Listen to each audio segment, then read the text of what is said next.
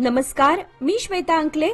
तरुण भारतच्या news bulletin मध्ये आपल्या सर्वांचे स्वागत. आता पाहूया ठळक घडामोडी. बेळगाव शहरातील नर्तकी टॉकीज जवळ असलेल्या एचडीएफसी बँकेच्या एटीएम चोरण्याचा प्रयत्न मंगळवारी पहाटे उघडकीस आला आहे.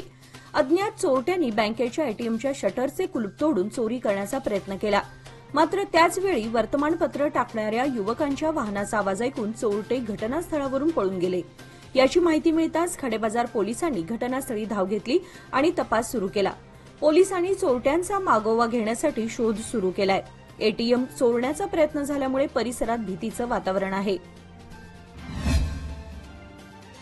वन्य प्राण्यांच्या उपद्रवामुळे शेतातील पिकांची नासाडी होत आहे. त्यामुळे वन खात्याने या प्राण्यांचा बंदोबस्त करावा, तसेच नुकसान भरपाई द्यावी. त्याचबरोबर कृषी पंपांसाठी 12 तास 3 फेज वीज द्यावी अशा मागण्या करत राज्य शेतकरी संघातर्फे भर उन्हात ठिय्या आंदोलन करून जिल्हाधिकाऱ्यांना निवेदन देण्यात आले. बेळगावमधील एपीएमसी भाजी मार्केट बंद झालं आहे. त्यामुळे तेथील व्यापारी अडचणीत आलेत. किरकोळ भाजी व्यवसाय सुरू आहे. जय किसान मार्केटमध्ये शेतकऱ्यांवर अन्याय होत आहे. त्यामुळे एपीएमसी मधील मार्केट पुन्हा सुरू करावे अशी मागणी करण्यात आली. सौंदत्ती तालुक्यातील उगरगोळ गावामध्ये एका महिलेला विवस्त्र करून मारहाण करण्याचा धक्कादायक प्रकार घडलाय. या घटनेमुळे परिसरात तीव्र संताप व्यक्त करण्यात येतोय. 10 एकर जमिनीवरून नणंद आणि भावजय यांच्यात असलेल्या वादामुळे ही घटना घडली असल्याची माहिती जिल्हा पोलीस प्रमुख भीमाशंकर गुळेद यांनी पत्रकार परिषदेत दिली. नणंदेने जमिनीसंदर्भात नकली दस्तावेज तयार केल्याचा आरोप भावजयीने न्यायालयात केलाय. न्यायालयाने शेतावर पीक घेण्यास मनाई केली असताना काही लोकांनी विरोधाची पर्वा न करता त्या जमिनीवर पीक काढायला सुरुवात केली. याला विरोध करत असताना त्या महिलेला विवस्त्र करून मारहाण करण्यात आली अशी माहिती असून सौंदत्ती पोलीस ठाण्यामध्ये तक्रार दाखल करण्यात आलं असल्याचंही त्यांनी सांगितलं. डॉक्टर बाबासाहेब आंबेडकर व डॉक्टर बाबू जगजीवनराम यांची जयंती उत्साहात साजरी करण्याचा निर्णय शासनातर्फे घेण्यात आला. याबाबत जिल्हा पंचायत कार्यालयात जिल्हाधिकारी मोहम्मद रोशन यांच्या अध्यक्षतेखाली बैठक पार पडली. यावेळी जिल्हा पंचायत सीईओ राहुल शिंदे, जिल्हा पोलीस प्रमुख डॉक्टर भीमाशंकर गुळेद आदी उपस्थित होते.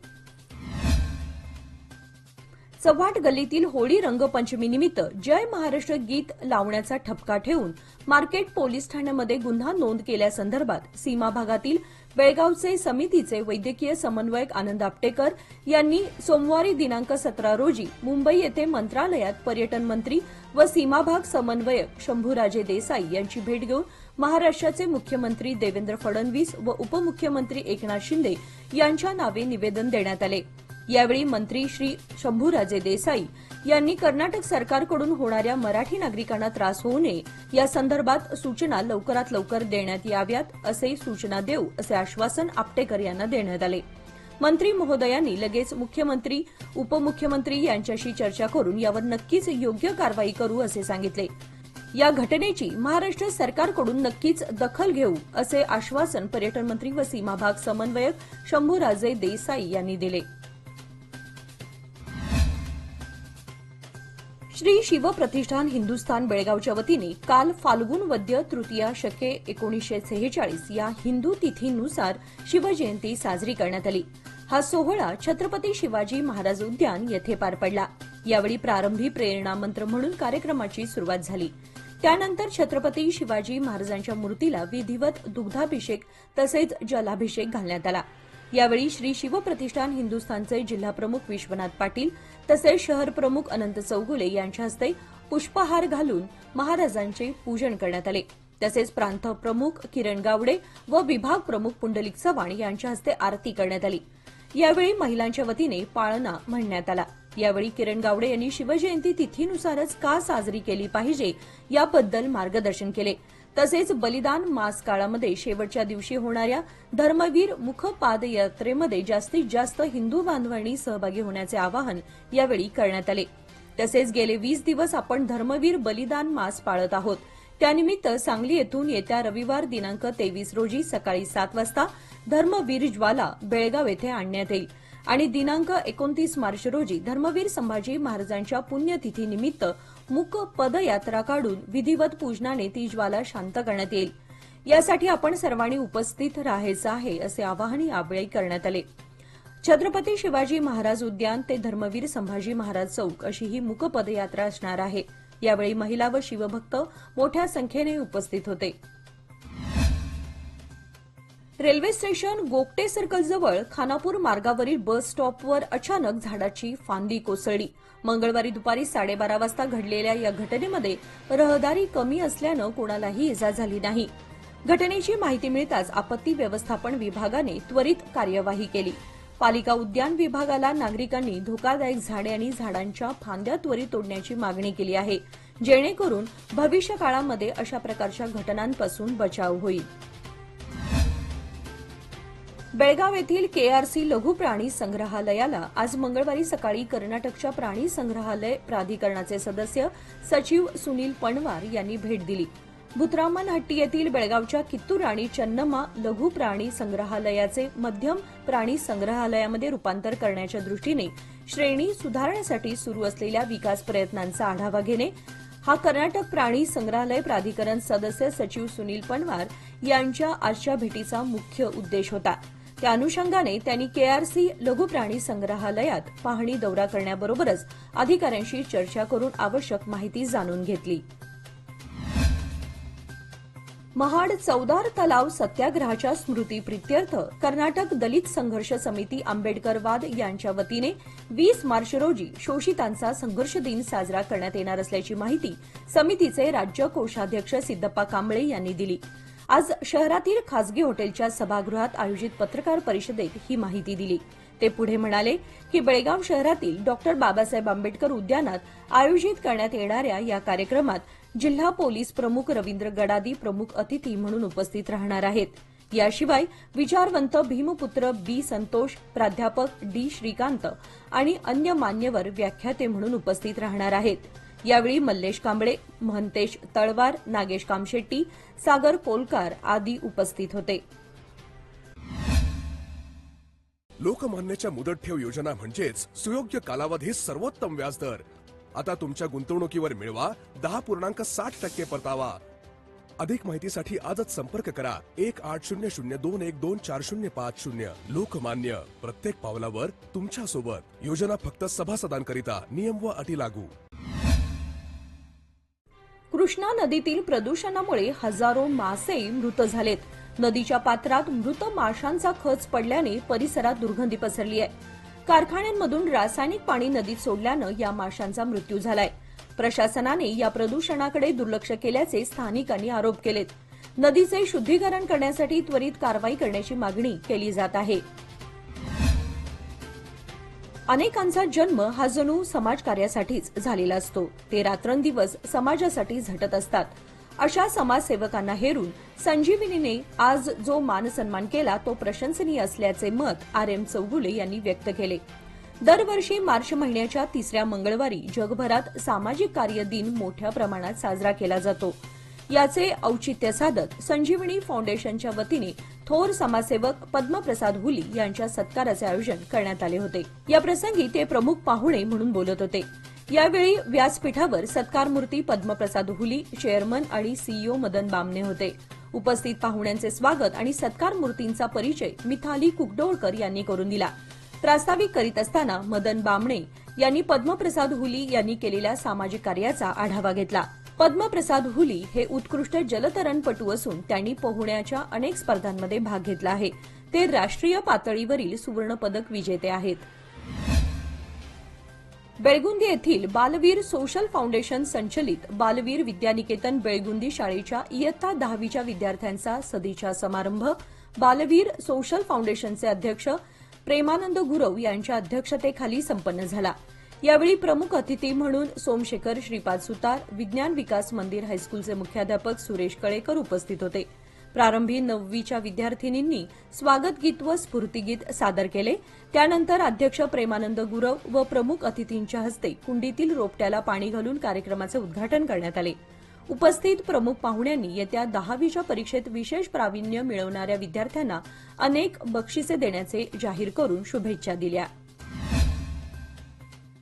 छत्रपती शिवाजी महाराज यांची भव्य मूर्ती बेळगाव तालुक्यातील कावळेवाडी येथे उभारण्यात आली आहे। या भव्य दिव्य मूर्तीचे अनावरण व उद्घाटन सोहळा 11 मे रोजी गोवा मुख्यमंत्री प्रमोद सावंत यांच्या महाराष्ट्र व कर्नाटक दिग्गज नेते मंडळींच्या हस्ते होणार आहे. या निमित्त विविध धार्मिक कार्यक्रमांचे आयोजन करण्यात आले असून आज मंगळवारी माजी आमदार संजय पाटील व जिल्हा पंचायत शिक्षण व आरोग्य स्थायी समिती माजी अध्यक्ष मोहन मोरे यांनी खासदार उदयनराजे भोसले, बसवराज बोम्मई, जगदीश शेट्टर, गोवा मुख्यमंत्री प्रमोद सावंत यांना आमंत्रण पत्रिका देऊन आमंत्रण करण्यात आले. श्री छत्रपतींच्या मूर्तीची प्राणप्रतिष्ठा आणि लोकार्पण, क्षेत्रपाल पूजन, होम हवन, पूर्णाहुती कार्यक्रम संपन्न होईल. या लोकार्पण सोहळ्याला अनेक राजकीय, सामाजिक क्षेत्रातील मान्यवर उपस्थित राहणार आहेत, अशी माहिती मोहन मोरे यांनी दिली. आगामी 15व्या ज्युनियर्स मास्टर्स आणि दिव्यांग शरीर सौष्ठव स्पर्धेमध्ये कर्नाटक राज्याचे संघ भाग घेणार आहेत. ही स्पर्धा 29 आणि 30 मार्च 2025 रोजी छत्तीसगडच्या बिलासपूर येथे होणार आहेत. बेळगावसह राज्यभरातील विविध शरीर सौष्ठवपटूंची निवड कर्नाटक बॉडी बिल्डिंग असोसिएशनच्या वतीने करण्यात आली आहे. यामध्ये बेळगावचे श्री शिव मोदगेकर, श्रवण लाड, विनीत हनमशेट, शिवनगौडा खेतगौडर, प्रताप कालकुंद्रीकर, राजकुमार बोकडे, जितेंद्र काकतीकर, अविनाश परीट, एस भरत, चिराग आर, राघवेंद्र नायक, हेमंत कुमार, श्रवणम, साहेबलाल छप्परबंद, सदानंद, लक्ष्मण बी आणि मोहम्मद हुसेन जमादार यांचा समावेश आहे. कर्नाटक राज्यातील शरीर सौष्ठवपटू विविध गटांमध्ये स्पर्धा करत राष्ट्रीय स्तरावर आपले प्रदर्शन करणार आहेत. सुळगे येळ्ळूर येथील विश्व भारत सेवा समिती संचलित भावकेश्वरी माध्यमिक विद्यालयातील 10वीच्या विद्यार्थ्यांना सदिच्छा व बक्षीस वितरण असा संयुक्त कार्यक्रम नुकताच संपन्न झाला. कार्यक्रमाच्या अध्यक्षस्थानी विश्व भारत सेवा समितीचे अध्यक्ष विजयराव नंदीहळ्ळी हे होते, तर प्रमुख पाहुणे म्हणून शिवाजी विद्यालयाचे मुख्याध्यापक एम बी बाचीकर, कणकुंभी विद्यालयाचे मुख्याध्यापक सुनील चिगुळकर, नामदेव कानशिडे, के एन पाटील, अरुणा पावशे उपस्थित होते. मान्यवर पाहुण्यांच्या हस्ते दीपप्रज्वलन करण्यात आले. यावेळी शाळेच्या वतीने साकारण्यात आलेल्या आधुनिक तंत्रज्ञान कक्षाचे उद्घाटन विजयराव नंदीहळ्ळी यांच्या हस्ते, तर संगणक कक्षाचे उद्घाटन अरुणा पावशे यांनी केले. शेंडूर, गोंदीकुप्पी, शिप्पूर परिसरामध्ये शाळू मळणीचे काम अंतिम टप्प्यात आले आहे. त्यामुळे शेतकरी सध्या या कामात असल्याचे दिसत आहे. तसेच या डोंगराळ भागात शाळू पीक उत्तम प्रकारे पिकले आहे. त्यामुळे शाळू पिकाचा दर किती मिळणार याकडे शेतकऱ्यांचे लक्ष लागले आहे.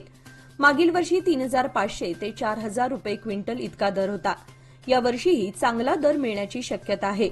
सध्या या डोंगराळ भागात मशीनद्वारे मळणीचे काम अंतिम टप्प्यात आल्याने शेतकरी सध्या व्यस्त आहेत.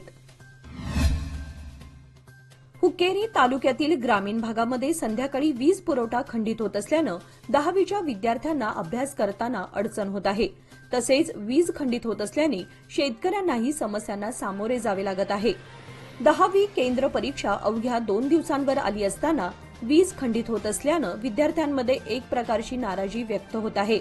हुक्केरी तालुक्यातील नोगनिहाळ, अवरगोड, सुलतानपूर भागातील शेतवाडीमध्ये घरातील वीज सायंकाळी 5च्या सुमारास गेली की सकाळीच वीज येते. यामुळे विद्यार्थ्यांना रात्रीच्या शांततेत अभ्यास करणं कठीण बनलं आहे. 10वी केंद्र परीक्षा शनिवार दिनांक 21 पासून प्रारंभ होत आहे. परीक्षा तोंडावर असताना वीज खंडित होत असल्यानं अभ्यास करण्यास अडचण होत आहे. यामुळे विद्यार्थ्यांनी मोबाईलचा आधार घेत अभ्यास करताना दिसत आहेत. बोरगाव नगरपंचायतीचा सन 2025-26 सालाचा अंतिम सुधारित 12,99,82,771 रुपयांचा आर्थिक अंदाजपत्रक नगराध्यक्ष पिंटू कांबळे यांच्या अध्यक्षतेखाली सादर करण्यात आला. या अर्थसंकल्पामध्ये शहरातील रस्ते, गटारी, स्वच्छता, पाणी पुरवठा, पथदीप, उद्यान, घनकचरा प्रकल्प यासह मूलभूत सुविधांना प्राधान्य दिलं असल्याचं दिसून आलं. तरतूद करण्यामध्ये आलेल्या अर्थसंकल्पामध्ये कर्मचारी पगार, जाहिरात, नगरसेवकांचे मानधन, पथदीप, एक घनकचरा प्रकल्प, पाणी पुरवठा, उद्यान निर्मिती व मागासवर्गीय कल्याण निधी असे मिळून एकूण 2,91,15,970 रुपयांचा तसेच 15व्या वित्त आयोग, एसएमसी अनुदान, वॉटर स्केअर सिटी, एसएससी मुक्त निधी तसेच इतर अनुदानातून 8,75,25,194 व विशेष पावतीमधून विविध योजनांसाठी 1,33,41,607 असे एकूण 12,99,82,771 रुपयांचा शिल्की अंदाजपत्रक सादर करण्यात आला. कोगनोळी ग्रामपंचायतीच्या अध्यक्षपदी अक्काताई आप्पासो खोत यांची बिनविरोध निवड करण्यात आली. मंगळवारी सकाळी ग्रामपंचायतीच्या सभागृहात आयोजित बैठकीत हा निर्णय घेण्यात आला. निवडणूक अधिकारी म्हणून निपाणीच्या क्षेत्र शिक्षणाधिकारी महादेवी नाईक यांनी काम पाहिले. यावेळी प्रमुख अतिथी म्हणून माजी जिल्हा पंचायत उपाध्यक्ष पंकज पाटील हे उपस्थित होते. याचबरोबर आजचे बातमीपत्र इथे संपले. अधिक माहिती आणि ताज्या घडामोडींसाठी पाहत रहा तरुण भारत न्यूज चॅनल. तसेच आमच्या चॅनलला लाईक, शेअर आणि सबस्क्राईब करायला विसरू नका. आणि विश्वासार्ह बातम्यांसाठी दररोज वाचा दैनिक तरुण भारत. धन्यवाद.